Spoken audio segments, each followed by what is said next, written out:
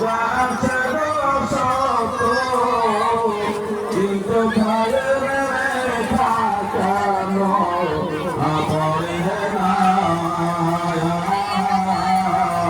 দয়া ভিতরে প্রাণাবাসে আমার জানায় দয়াল রসুলে জানাবাসে না সাল্লাল্লাহু তাআলা আলাইহি ওয়াসাল্লামের প্রতি শত শত দরুদ নজরানা বর্ষিত হোক গর্বিত হোক নাযিল হোক আমরা সকলে মিলে উচ্চ আওয়াজে বলি আল্লাহুম্মা আমিন। ওখানে লোক নাই দেখি আলোচনা শুরু করার পানি খেয়েছিল ভাই। যখন মানুষ পাপাচার বেশি হয়, গুনাহগার বেশি হয়, পৃথিবীতে যখন পাপ বেশি হয়ে যায় তখন পৃথিবীর বুকে আল্লাহর রহমতের বর্ষণ হয় না। কথাটা বোঝা গেল? আল্লাহর রহমতের বর্ষণ হয় না।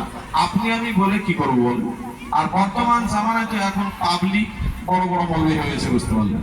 মোবাইল দেখে এখন বড় বড় মৌলবি পাবলিকে, কারণ আলেম ওলামা বসে থাকবে, পাবলিকে ফতোয়া দিবে। এটাই হচ্ছে এখন কিয়ামতের আলামত, কিচ্ছু করার নেই। আর যার জন্য বিরাদার ইসলাম আজ এত সুন্দর সবাই দেখেন, আজ বারুইপাড়া মাঠ পাড়ায় আজ এত বড় একটা প্রোগ্রাম, এখানে লোক শুনতে দেবেন, লজ্জা করা উচিত।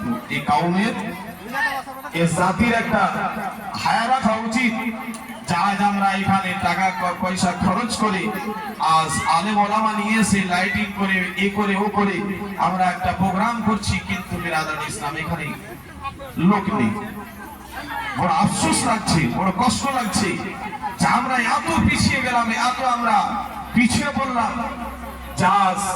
এত সুন্দর মাহফিলকে ছেড়ে আমরা এদিকে ওদিকে ঘোরাফেরা করছি, কিন্তু আমাদের ভিতরে এতটুকু বিবেক বা মানসিকতা হচ্ছে না যে একটু কি প্রোগ্রামটা বা একটু গিয়ে জলসাটা আমরা বসি। যাই হোক বিরাদার, আমি মহামূল্যবান গ্রন্থ আল্লাহ তাআলার পবিত্র কালাম কোরআন মাজিদ থেকে এক টুকরা আয়াতে কারিমা তেলাওয়াত